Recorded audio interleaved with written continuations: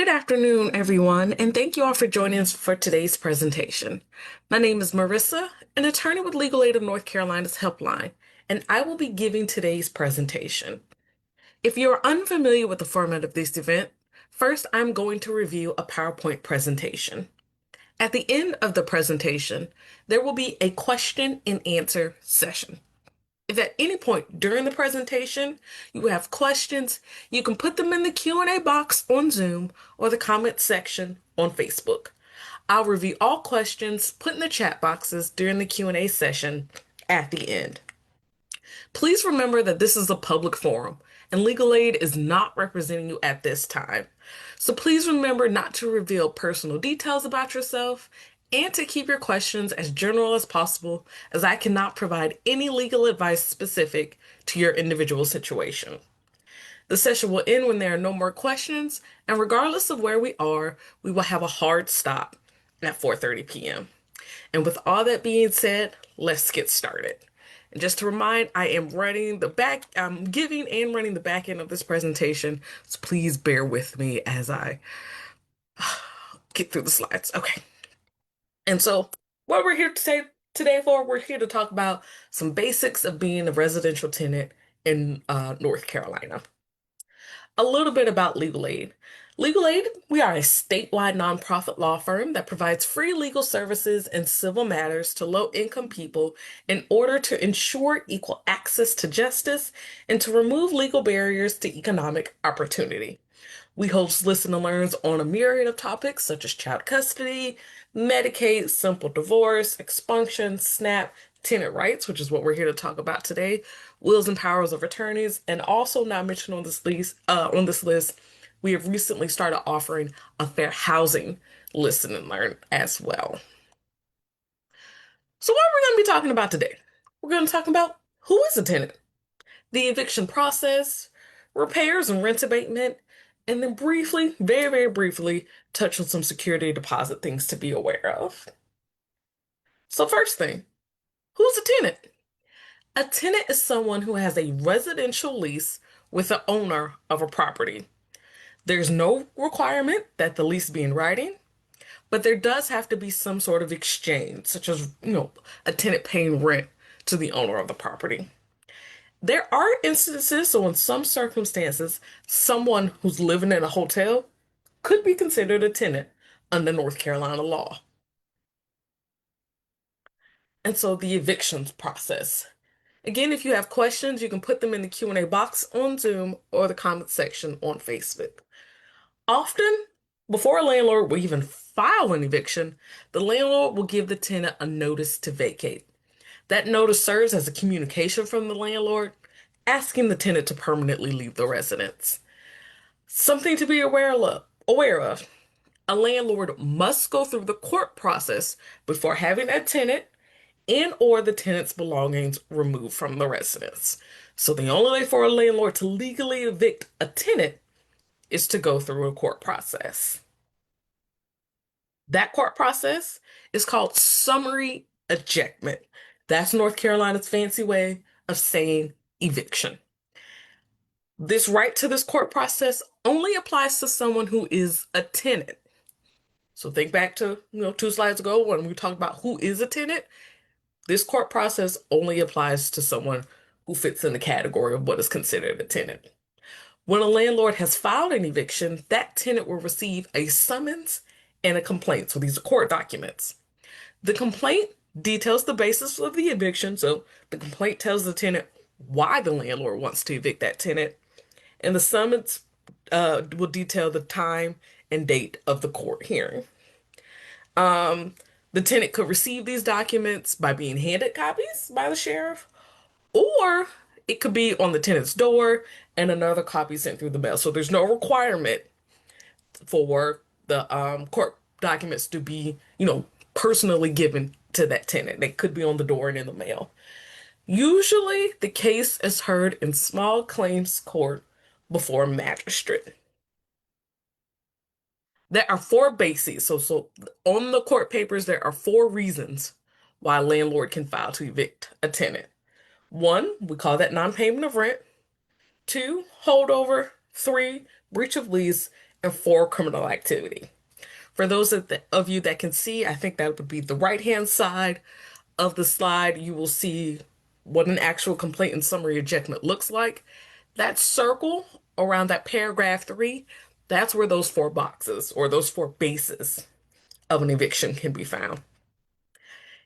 The burden is on the landlord for proving the basis of the eviction at the hearing. So if a landlord is saying, this tenant didn't pay the rent, or this tenant had a dog and the tenant wasn't supposed to, the landlord is supposed to have to prove, um, the reason why they want to evict that tenant.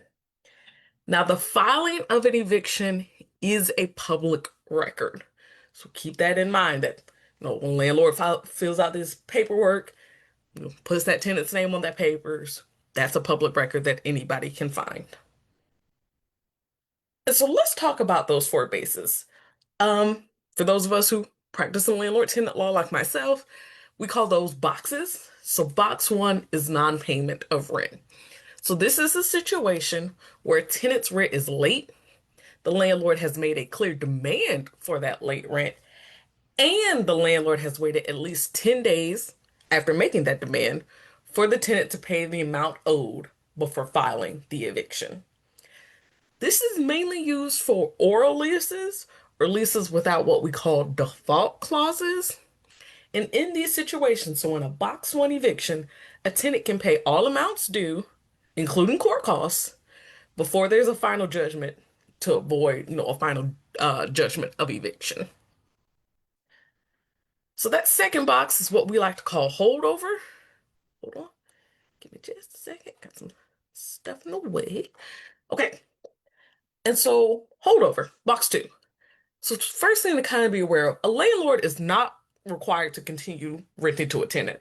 So a tenant could be the best tenant in the world, no issues, nothing. If the landlord wants to choose to end that lease, the landlord can. Holdover happens when a tenant remains in the residence after the lease has ended and the landlord gave that tenant proper notice that the lease would be ending. So landlord is not required to continue renting to a tenant, but a landlord does have to provide a proper notice that the lease will be ending. Um, oh, excuse me. In order, yeah, the landlord will need to provide a proper notice that the lease will be ending. Notices should end the lease at the end of a lease period. So if, let's say for a month-to-month lease, for the notice to be proper, it should end at the end of a month. If a lease, or if there's a written lease in place, and that lease says, it has to be at least 7 days, at least 30 days, at least 60 days, and it has to be in writing, posted on the tenant's door. If the lease has a specific way that notice has to be given, the notice must be given in that way for that notice from the landlord to be proper. And so what happens if the lease, or it's an oral lease, or the lease doesn't specify? North Carolina does have some minimum requirements. There has to be at least a 30 days notice for a year-to-year lease, 7 days notice for a month-to-month lease, and at least two days notice for a week-to-week lease. If a landlord accepts rent after the lease ends or signs a new lease with that tenant, then the tenant might have a defense to that holdover eviction in that kind of a situation. Ooh, there you go. And so box 3, breach of the lease.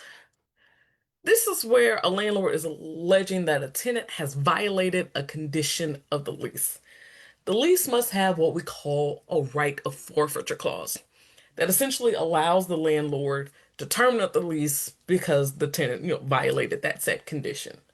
Most written leases have such a clause. And because of that, most non-payment of rent cases are actually brought as breach of lease cases. So just because, landlord, something says it's for unpaid rent doesn't automatically mean it's a non-payment case. It very well, and oftentimes, especially if there's a written lease at place, it's likely a breach of lease case. Some leases may waive notice. Some leases might require notice. Most tenants in a subsidy program, such as public housing, project-based Section 8, they have a housing choice voucher, are entitled to a notice. If you are facing an eviction and you are in one of these subsidy programs, I would encourage you to reach out to Legal Aid of North Carolina and make that clear if you're facing an eviction. The breach also must be described in the complaint. So it might be a little harder for you to see if you're on a smaller screen, but if you look in the lower right-hand side, you see that paragraph 3 with the four boxes. Right under it, it has a description of breach slash criminal activity. That's where a landlord would detail, what the alleged breach that they want to evict the tenant for. And then our last box, box 4, this is criminal activity. And criminal activity could be violations of the North Carolina Controlled Substances Act or other criminal activity that threatens the health, safety, or right of peaceful enjoyment. And so things like convictions are not required um, for a landlord to be able to evict someone on the basis of criminal activity. In some cases, if criminal activity is involved, the statute will allow for an expedited eviction of the tenant. A tenant can be held responsible for the actions of their other household members and of their guest. So, if a tenant has a guest who comes onto the property engaging in some criminal activity, that tenant can be held responsible for those guest actions in the eviction, the landlord tenant space.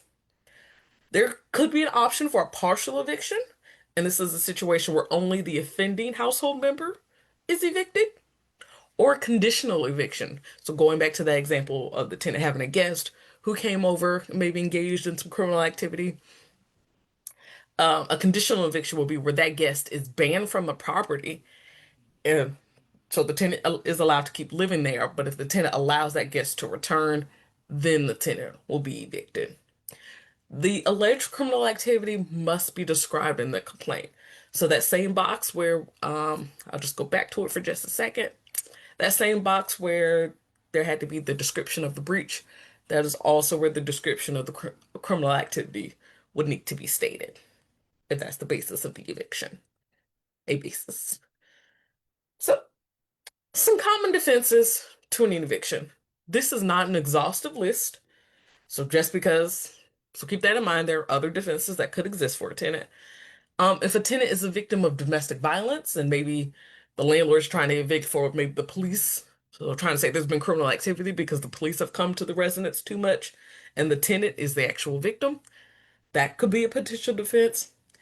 Waiver, this is a situation where a landlord accepts rents after an alleged violation of the lease, then they have waived the right to be able to evict that person or terminate the lease based on that violation. So this would be a situation where maybe the lease says tenant can't have a dog. Landlord finds out that tenant does have a dog, but continues to accept rent from that tenant. Landlord can't evict the tenant for having that dog. Now, no such thing as waiver defense for an eviction based on criminal activity or failure to pay if there's money still owed. And it's also not valid if there is a valid anti-waiver clause in the lease. And I will say a lot of written leases in North Carolina do have valid anti-waiver clauses. Um, if the notice is invalid, the content, timing, or the delivery is incorrect, that could be a defense. If someone is facing a eviction, let's go back to that dog example. Maybe that is an emotional support animal that the tenant needed for disability reasons, and the landlord isn't willing to make, a reasonable accommodation for that. That could be a defense under our fair housing laws. The amount claimed is wrong, failure to make a demand, or again, going back to this criminal activity space, if the tenant did not know or have reason to know that the criminal activity was occurring and the tenant had done everything reasonably expected under the circumstances to prevent the criminal activity, that could be a defense. Again, this list is not exhaustive. These are just some of the more common ones that we see. And so, how does this court hearing go? So, again, almost all evictions are usually start in small claims court and are heard before a magistrate. Um, Landlord goes first. Tenant should have an opportunity to, kind of tell the tenant side of the story and maybe present some defenses if the tenant has one. Magistrates typically rule immediately, and that magistrate's ruling is called a judgment. That judgment is not final for 10 calendar days. Not 10 business days, 10 calendar days. Within those 10 days, the tenant or the landlord could appeal the case to district court. Tenants who want to stay in the residence while waiting for the district court hearing are required to still pay their rent. They just make those payments to the court. And if the case is appealed, the case will then be heard in district court de novo. And what de novo means, it's as though that small claims court hearing never happened. It's a brand new case, and essentially it gives the tenant a new chance to argue the tenant's case, despite whatever happened in small claims court.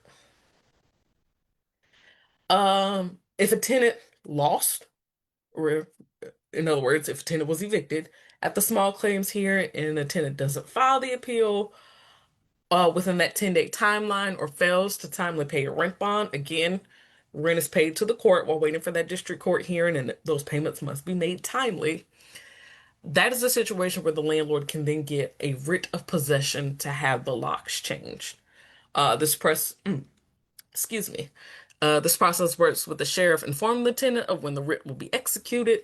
Executed just means the padlocking date. Um, and after the padlocking date, a tenant will have 7 days to set up a time with the landlord to get anything that may have been left. Tenant only has 5 days if whatever's left is worth less than $500. If there were still things left in the unit after the padlock date. So that's pretty much it on the eviction process. And so now we're going to move on to the landlord's duty to make repairs. Landlords have a duty to keep their units in a fit and habitable condition. They also have to obey the local housing codes, repair dangerous conditions in a reasonable time, keep common areas safe, keep electrical, plumbing, sanitary, heating, and other facilities and appliances in good and safe working order, and install smoke and carbon monoxide detectors. These duties cannot be waived or avoided by the landlord. Tenants, so in a situation where maybe a landlord isn't upholding this duty, tenants are still required to pay their rent unless they've been given permission by a court to withhold rent. So if landlords are required to still make repairs even if a tenant isn't paying rent, a tenant is still required to pay rent even if a landlord isn't making proper repairs. So then what is a tenant's recourse? It could be a rent abatement. And so when a landlord fails to uphold that implied warranty of habitability, a tenant should first consider contacting their local code enforcement department to come out and do an inspection. And the tenant can also file a lawsuit against their landlord. That lawsuit is called rent abatement. And so what rent abatement essentially is the tenant asking for a portion of the rent that has been paid back because of the poor conditions of the residence. It can also be a tenant asking for the rent to be lowered, going forward until adequate repairs are made. A tenant can file suit in small claims court. Now, there is a cap for how much money can be claimed in a suit in small claims court.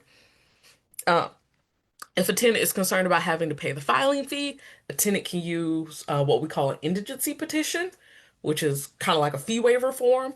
A tenant can fill that out um, to see if a clerk will be willing to allow them to have the filing fee waived. And a rent abatement claim can also be a counterclaim to an eviction based on a tenant's failure to pay rent. So in a situation where maybe a landlord is saying, hey, this tenant owes me $1,000 in back rent, the tenant could counterclaim for rent abatement and say, well, for the past 6 months, I've had it, these various issues. So I should have had, a $100 credit. So I actually only owe you, $400 or $500 instead of the $1,000. It could be a way for a tenant to have the amount owed lowered. And there are instances where it could even allow for, kind of a balancing out of that tenant's balance. And so, of course, a tenant's going to need to prove. If they want to file a rent abatement case or even use it as a counterclaim, they have to prove. And so, what are some ways that a tenant can do that? If a tenant has called their code enforcer, the code enforcer usually makes a report. That inspection report could be part of that tenant's evidence. Um, The tenant needs to be able to show that they actually told the landlord about their need for repairs. So if the tenants got texts, they've got emails, copies of their work order request, those can be additional evidence. Pictures kind of showing the need for the repairs, or kind of showing how it's been a year since the landlord has, you know, fixed the toilet or something of that nature. A tenant's testimony about, their conditions of the knowledge and, their knowledge of the situation and the value of the home. That testimony can come from the tenant, guest, or even other residents who witnessed the condition or the landlord being notified of the repair issues. The code enforcer could also give testimony. And so damages. So when we say damages, what we're talking about in the legal space, that's money. And so the damages that the tenant is looking for is the difference between the rental home as warranted. And by as warranted, we typically mean the rental amount charged and the fair market value because of the poor condition. So, um, fair market value likely means, what it's actually worth given these poor conditions. And a tenant can testify regarding the tenant's opinions of those values.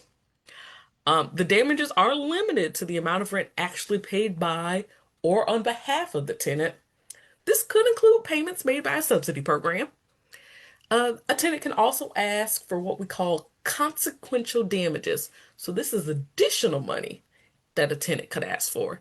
This could be, money spent on space heaters, say if the tenant didn't have heat in the wintertime, increased utility bills, which also often comes with the tenant having to spend money on heaters, hotel stays if the tenant had to vacate the unit, essentially anything, any money spent by the tenant as a result of the landlord's failure to make those repairs.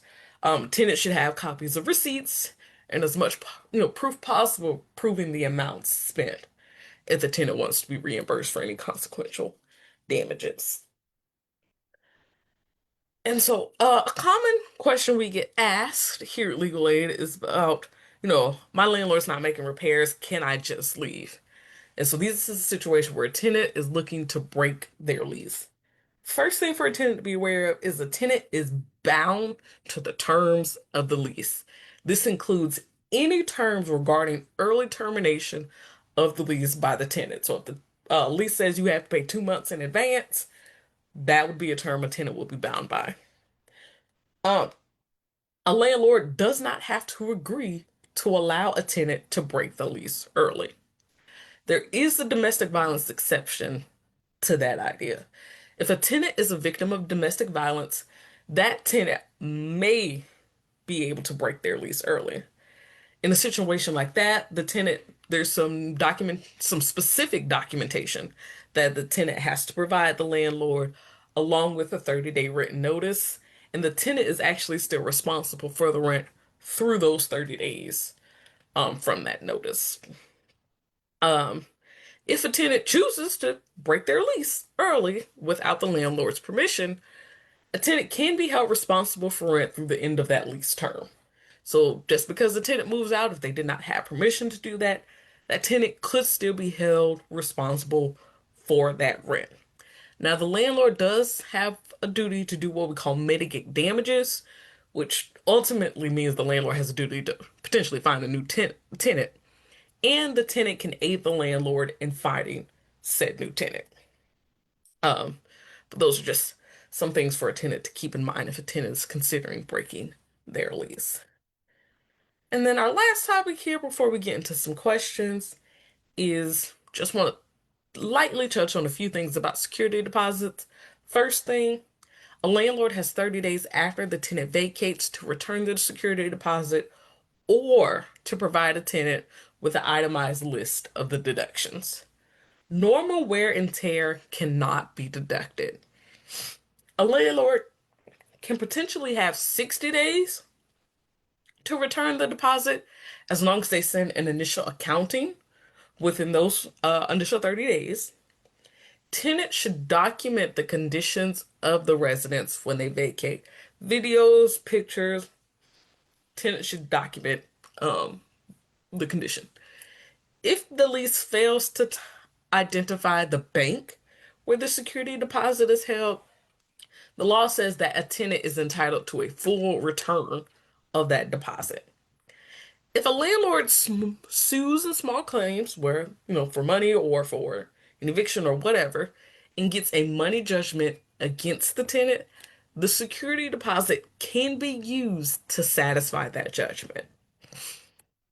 Something else to be aware of, if a tenant sues a landlord for return of the security deposit and, that tenant owe rent or other monies to the landlord and the landlord counterclaims, the tenant runs the risk then of money judgment being entered against the tenant. Okay.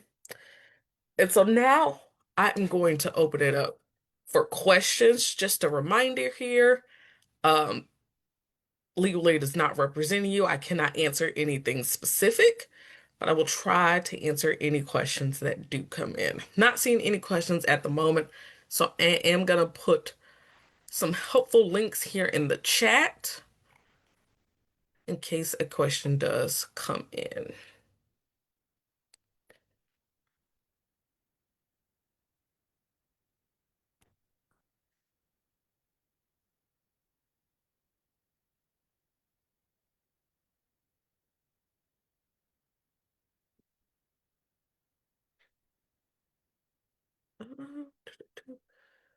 Go back to my Zoom.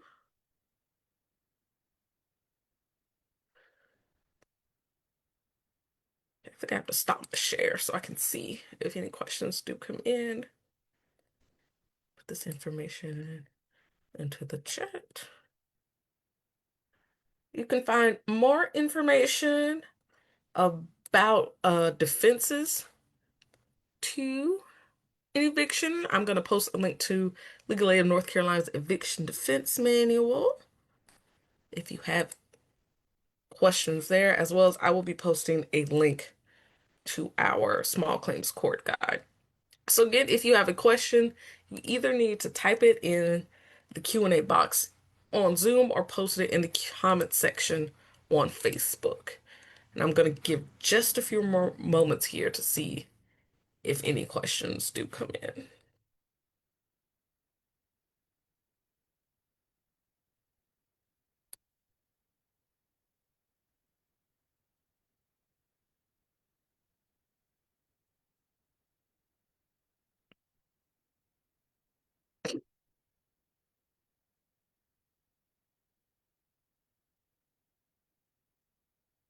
All right, as I am not seeing any questions, I'm going to go ahead and say thank you to all of you for joining us. If you would like to review anything that was discussed today, we have posted a recording of today's event to our Facebook page. It will be immediately available. And then in about a week, oh, here's a question. Oh, perfect. You are absolutely welcome. We have like I said, we have posted a recording of this to our Facebook page. It will be immediately available, as well as in about a week, it will be on our YouTube page to be accessed at any time. If you would like to register for one of our other listening learners that I mentioned, such as Medicaid, child custody, simple divorce, you can do so on our website at www.legalaidnc.org/clinics. Also, if you could all go to that first link I posted in the chat asking you to provide your feedback regarding this listen and learn presentation and let us know if there are any other areas of law that we could give you all presentations on. That would be greatly appreciated. Thank you all so much, and I hope everyone has a great rest of their afternoon.